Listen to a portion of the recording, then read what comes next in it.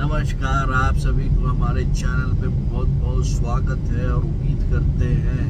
कि आप ये वाला वीडियो जरूर देखेंगे, क्योंकि ये इतनी इंफॉर्मेटिव वीडियो है और पूरा एनालिसिस करके बनाई गई है कि किस तरह से राहुल गांधी जी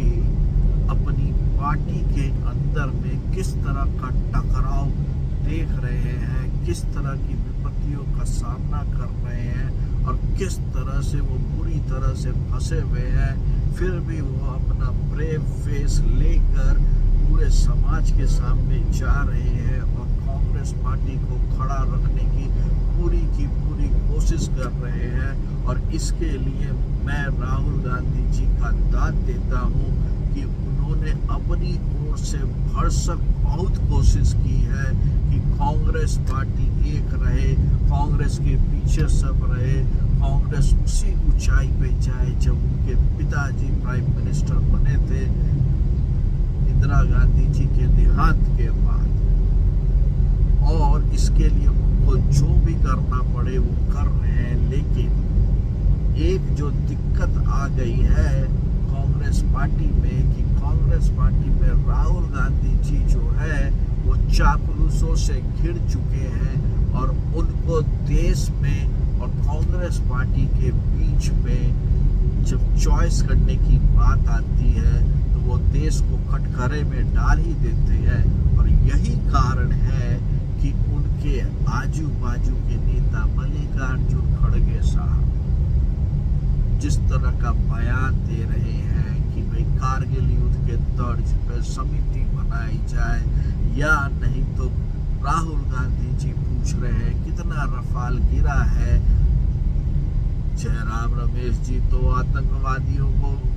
दल के घूमने पर कचोट करते रहे हैं, पवन खेड़ा साहब दूध भात है।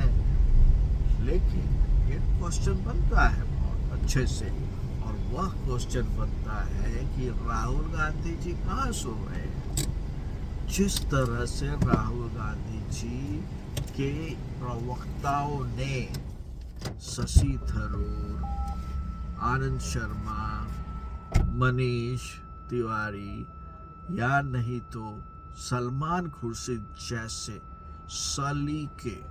एक्सपीरियंस्ड विजन वाले नेता जिन्होंने कांग्रेस को बनाने, बढ़ाने, खड़ा रखने और फिर से खड़ा करने में अपनी जिंदगी खपा दी, उनके बारे में जिस तरह के बयानात दिए हैं वो इतनी शर्मिंदगी की बात है कि उसका बहुत बड़ा असर आने वाले आगामी चुनाव में पड़ेगा। और साथ में जिस तरह से शशि थरूर साहब, जिस तरह से मनीष तिवारी जी, जिस तरह से सलमान खुर्शीद साहब ने जवाब दिया है ना, वो एकदम दर्शाता है कि वह बोल रहे हैं कि मेरे बेवकूफ भाइयों, देश में और पार्टी बाद में आती है और देश पहले आता है, और ये सीखो। लेकिन सीखने के लिए भी दिमाग होना चाहिए। और जिस तरह से चारों धुरंधर एक तरह से आप कह सकते हैं कि फुल मूड में आ गए हैं कि इस बार बता ही देना है, तो आप ये समझ के चलिए कि अगले CWC के मीटिंग में या नहीं तो संसद में जब चर्चा होगी मॉनसून सत्र में पाकिस्तान पर किए गए इस अटैक के बारे में, या जब शशि थरूर साहब, मनीष तिवारी जी हिंदुस्तान में वापस आकर जब संवाददाताओं से या कोई कमेंट देंगे जिसमें दी रिवर्स कमेंट आ गया कांग्रेस से, तो आप यह लेकर चलिए कि कांग्रेस के अंदर में दो फाड़ होना तय है। और इसकी पूरी की पूरी गलती जिम्मेदारी राहुल गांधी को लेते हुए राहुल गांधी को लीडर ऑफ अपोजिशन के पद से त्यागपत्र देना चाहिए, अपने सारे प्रवक्ताओं को हटा लेना चाहिए, क्योंकि